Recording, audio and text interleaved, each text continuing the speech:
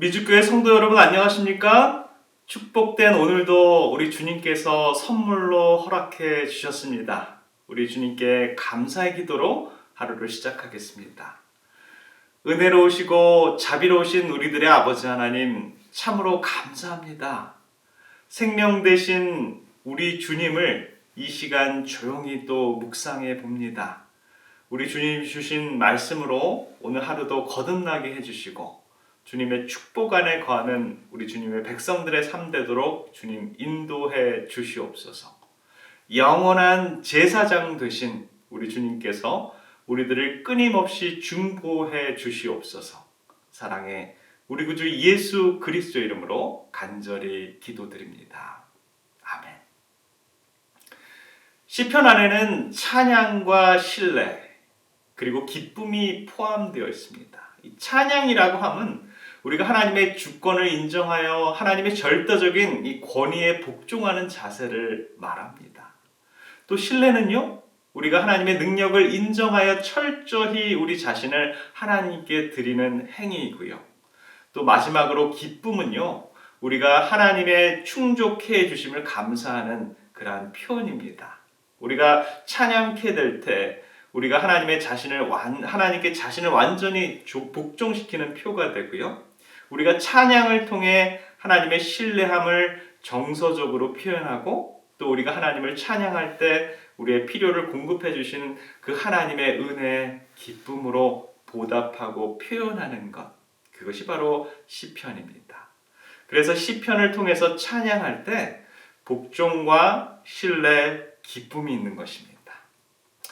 시편의 호소는 하나님을 찬양하라입니다. 우리가 어떤 형편에 처해든지 우리는 찬양해야 되는 것이죠.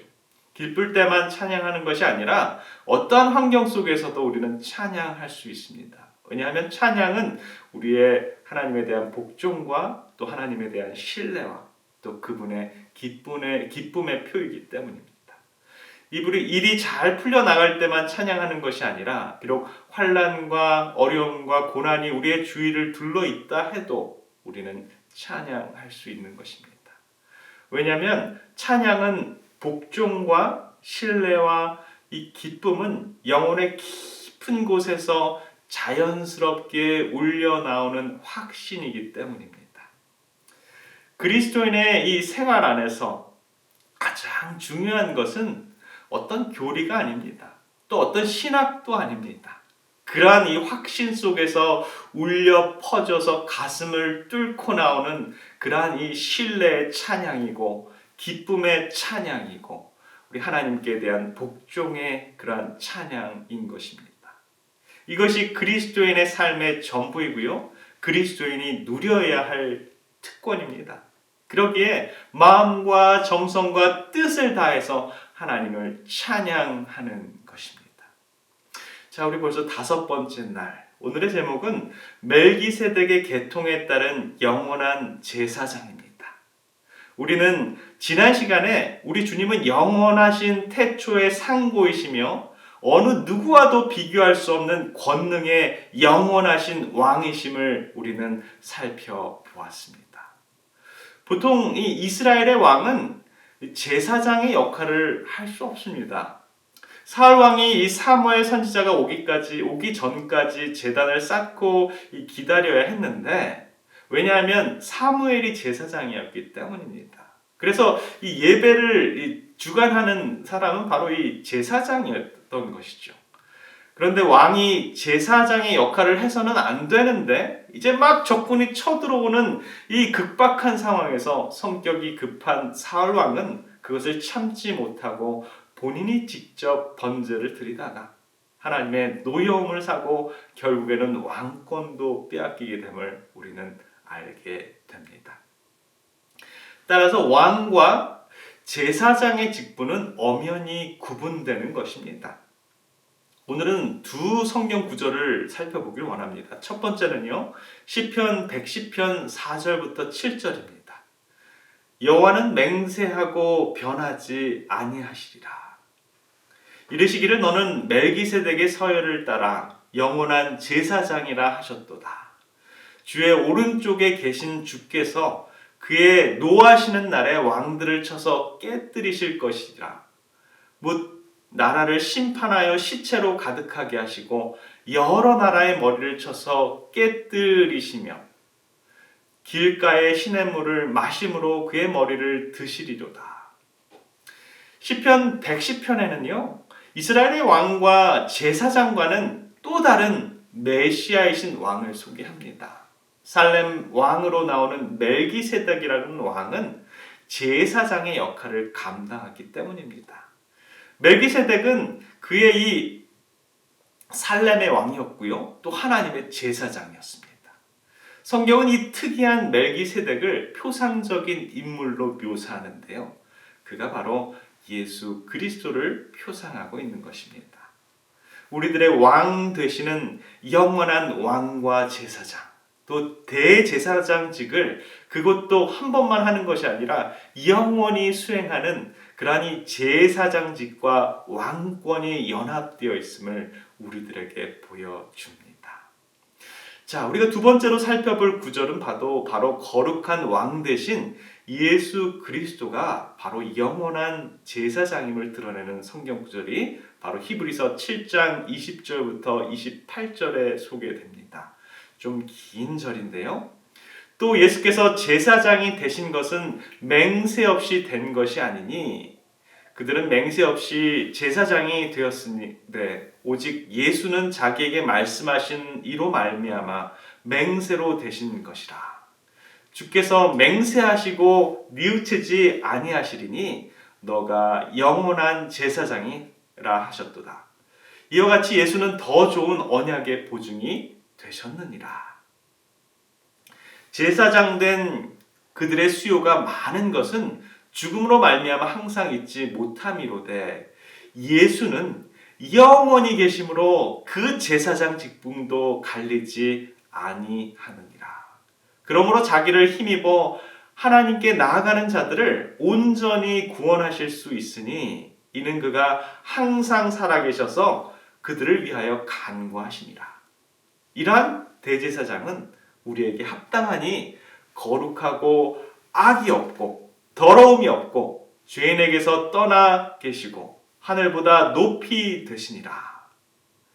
그는 저 대제사장들이 먼저 자기 죄를 위하고 다음에 백성의 죄를 위하여 날마다 제사 드리는 것과 같이 할 필요가 없으니 이는 그가 단번에 자기를 드려 이루셨음이라. 율법은 약점을 가진 사람들을 제사장으로 세웠거니와 율법 후에 하신 맹세의 말씀은 영원히 온전하게 되신 아들을 세우셨느니라. 히브리서의 말씀은 정말 주옥과 같은 말씀이 아닐 수 없습니다. 어떻게 예수님께서 우리들을 구원하실 수밖에 없으시고 영원하신 왕 되심을 우리들에게 증거해 주셨다라는 것입니다. 보실까요? 예수님은 더 좋은 언약의 보증이 되셨다라고 하셨고요. 그분은 영원하심으로 영원한 제사장님을 다시 한번 우리들에게 상기시켜 주십니다. 대제사장 되신 예수님은 거룩하시고 악이 없고 더러움이 없고 하늘보다 더 높으신 분임을 우리들에게 소개하고 있는 것입니다. 그런데 더 놀라운 것은요. 영원한 대제사장 되신 예수님께서 단번에 그 자신을 십자가에서 드려서 율법을 온전히 이루신 약속의 표본임을 우리들에게 증거하고 있다는 것입니다. 이 말씀을 통해서 영원한 대제사장 되신 예수님은 제사장인 동시에 화목 제물임을 우리들에게 설명해 주는 것이 바로 히브리서의 기별인 것이죠. 우리들의 왕이신 분이 제사장, 대제사장, 그것도 영원한 대제사장 되시고 동시에 우리들을 구속할 제물이 되신 그분, 예수 그리스도를 여러분 신뢰하실 수 있으시겠습니까? 맞습니다. 우리들에게는 그분밖에 없습니다. 이 땅에서 그분만큼 우리들에게 복종케 하시고 그분을 신뢰케 하시고 그분을 통해서 기쁨을 허락해 주시는 분은 아무도 없는 것입니다. 그렇기 때문에 우리는 그분만을 찬양하며 절대적으로 그분만을 의지할 수밖에 없는 것입니다. 사랑하시는 미주 재림 성도 여러분, 영원하신 반차 되신 멜기세덱 대제사장 되신 예수 그리스도를 오늘 이 시간 더욱 신뢰하시고 그분께 복종하시고 그로 인해서 기뻐하셔서 그분만을 온전히 찬양하시는 이 아침이 되었으면 좋겠습니다. 기도하고 마치겠습니다. 자비로우신 우리들의 아버지 하나님, 오늘 시편과 히브리서 말씀을 통해서 우리들의 마음에 이 새벽 잔잔한 감동을 선물해 주셔서 감사합니다. 영원하신 왕 되신 예수 그리스도께서 영원한 하늘 대제사장이 되신 그 엄청나신 분이 우리들을 위해서 십자가에서 단번에 들이신 바 되어 영원한 언약을 이루어 주셔서 참으로 감사합니다. 우리들의 삶 속에 왕 되시고 대제사장 되시고 유월절 참 어린 양의 화목제물 되어 주셔서 우리들을 영원한 하늘 본향으로 인도해 주시리라고 약속해 주신 주님 감사드립니다. 오늘 이 아침 그 은혜에 감사하는 우리 모든 주님의 백성들 되도록 주님 인도해 주시옵소서. 사랑해 우리 구주 예수 그리스도 이름으로 간절히 기도드립니다. 아멘.